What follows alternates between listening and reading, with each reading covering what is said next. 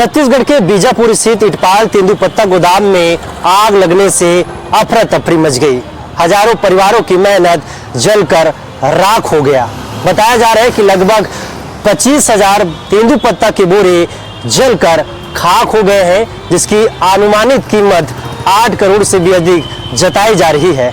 अब अधिकारी short circuit की आशंका जताते हुए जांच शुरू कर दी है, लेकिन आगजनी ने कई बड़े सवाल कर दिए हैं कि आखिर ये आगजनी कोई साजिश है या फिर षड्यंत्र। सबसे बड़ा सवाल है कि आखिर इतने बड़े गोदाम में सुरक्षा के इंतजाम कितने मजबूत थे।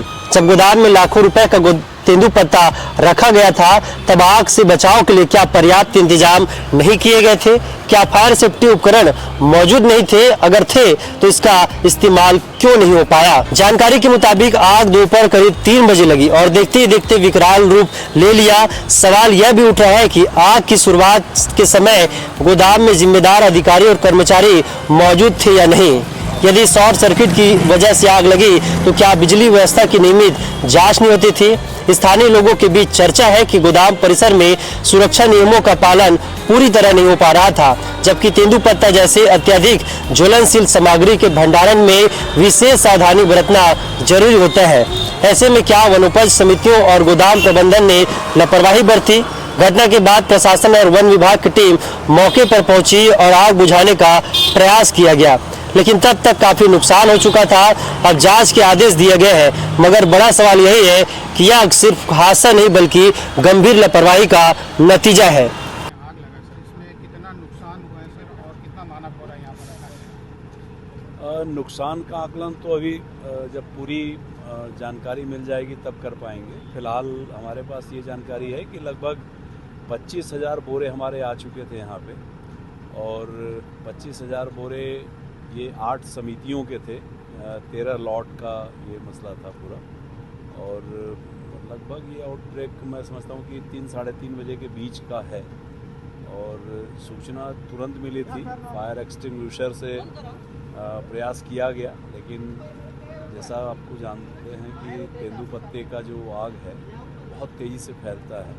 ये बहुत तेज़ी से फैला, और जब तक हम लोग फायर ब्रिगेड के ट्रक्स वगैरह ये सब पूरी आपदा विभाग के प्रशासन के लोग जितने हमारे पास यहाँ पर सामने एक तालाब भी है उससे भी हम लोग लेके पानी कोशिश किए, लेकिन तेंदुपत्ते की आग को बुझाना आसान काम नहीं होता, और ये मान के चलिए पूरा आग फैल चुका है, तो इसमें मुश्किल है बच पाना कुछ। सर अब इसकी पूर्ति कैसे किया जाए?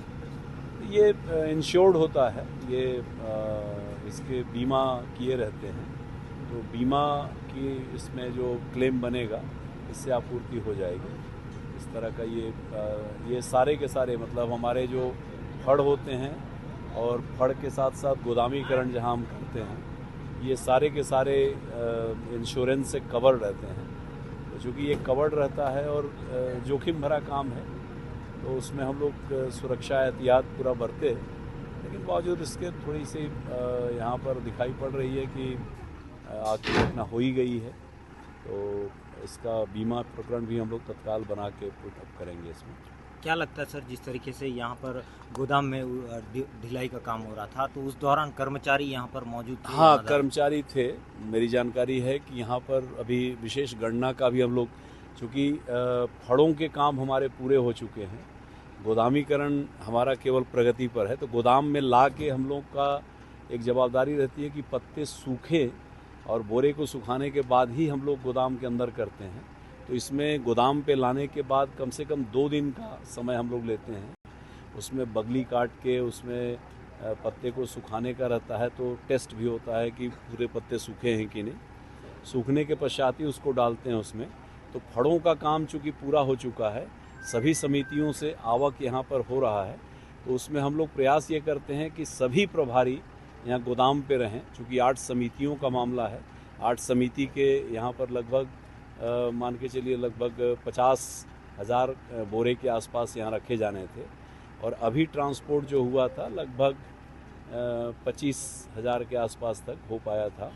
तो 25,000 बोरे के लिए हमारे सारे प्रभारी यहीं थे, और सारे प्रभारियों के उसमें देख रेख में लंच ब्रेक हुआ है, और लंच ब्रेक में ही ये आउट यहाँ खाने की अनुमति किसी को नहीं रहती।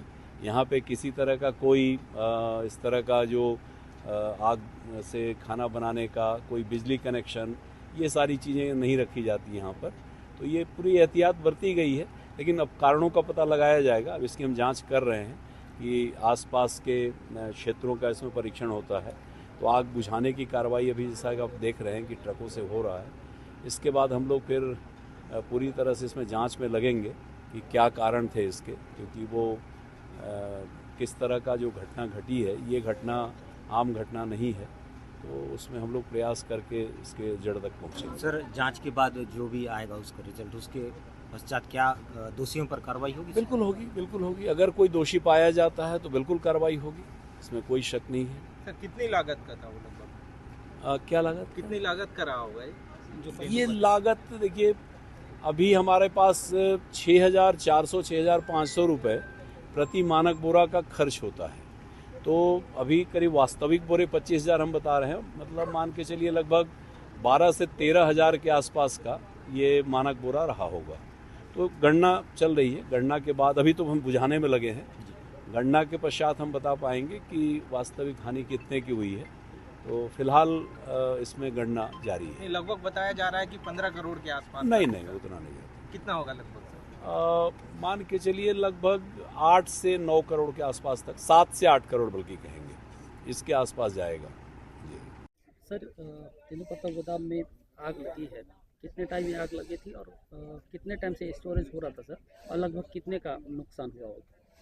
ये इसमें हम लोग को आग लगने की सूचना करीब 2:30 बजे आसपास मिली है, और उसके बाद तत्काल हम लोगों ने फायर ब्रिगेड, पुलिस और प्रशासन को खबर कर दिया।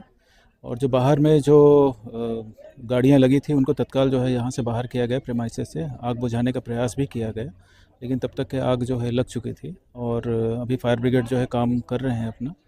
आग लगने के जहाँ तक कारणों के बारे में है, अभी तक के कुछ भी बता पाना काफ़ी संभव नहीं होगा, इसके जांच के बाद ही पता चल पाएगा।